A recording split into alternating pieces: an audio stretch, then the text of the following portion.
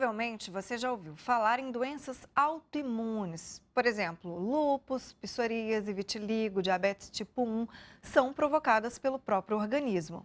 Vamos entender as causas dessas doenças? Está aqui conosco a doutora Juliana Garrido, que é reumatologista. Muito boa tarde, doutora. Boa tarde. Então, como assim? São doenças provocadas pelo próprio organismo? Isso, o nosso sistema imune, ele passa a reconhecer partes do corpo como se fosse estranho e começa a atacar essas partes, ocasionando as doenças. Às Entendi. vezes em um órgão só e outras vezes em vários órgãos simultaneamente. Ao mesmo tempo Sim. acontece?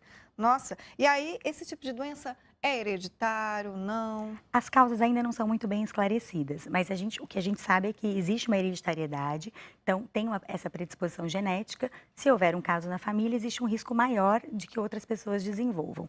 E existem alguns fatores ambientais. Por exemplo, no lúpus, a exposição solar é um fator ambiental importante, o sexo feminino, porque existe uma relação com o estrogênio, então a gente tem uma frequência, uma incidência 9 vezes maior na mulher do que no homem, por exemplo.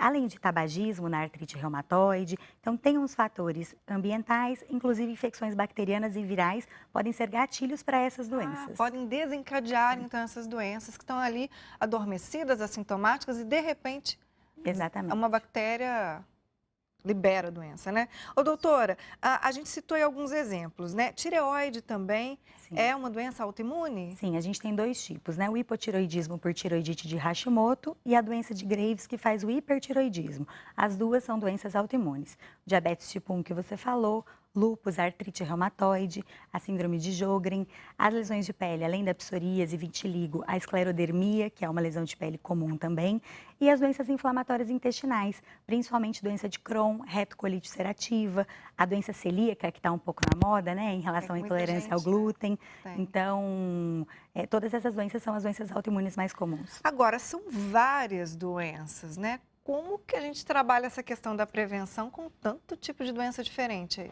Olha, Mari, são aproximadamente 80 tipos de doenças diferentes. Nossa.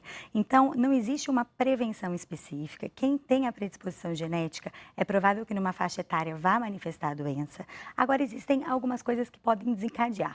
Por exemplo, o estresse, a falta de atividade física, de uma alimentação saudável. Então, o que a gente tem que tentar é ter uma qualidade de sono adequada, uma atividade física regular, uma alimentação saudável. E se você tem casos na família, ter um acompanhamento médico regular, porque caso algum sintoma aconteça, apareça, a gente faz o diagnóstico e o tratamento precoces. Pois é, o tratamento, ele é, claro, diferente, porque são várias doenças, como a doutora citou aí, mais de 80 tipos. Então, o tratamento vai ser diferente para cada uma, né, doutora?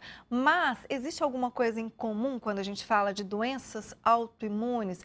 Tem alguma coisa em comum nesse tratamento? Em relação às doenças da reumatologia, o que a gente tem em comum é o uso de imunossupressores, muitas vezes. Então, corticoide e alguns outros medicamentos que vão controlar a imunidade. Porque se a imunidade está atacando o que não deveria, a gente precisa controlá-la. Em Sim. relação à tireoide, muitas vezes o que nos resta fazer é uma reposição hormonal.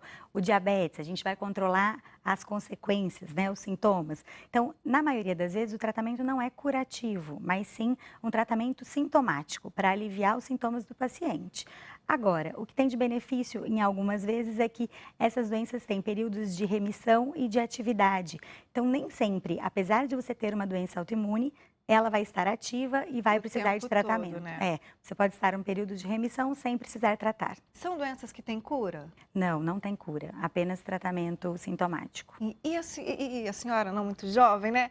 E a doutora tem percebido que tem aumentado o número de pacientes com esse tipo de doença de uns anos para cá ou não? Mara, o que eu vejo muito é que a gente está fazendo o diagnóstico mais precoce. Então, antigamente, Hum, essas doenças nem eram conhecidas, ou muitas vezes a gente não tinha exames para detectá-las. E agora a gente consegue fazer um diagnóstico mais precoce e tratar mais precocemente esses casos. entendi. Então as pessoas talvez estão se preocupando mais com a Sim, saúde, indo mais aos consultórios, fazendo seus exames preventivos com mais frequência, né? isso. Ok, doutora. Então, muito obrigada aí pelos esclarecimentos sobre essas doenças autoimunes. Obrigada a você. Ótima tarde. Para você também. Gente, vamos ver como está o tempo agora?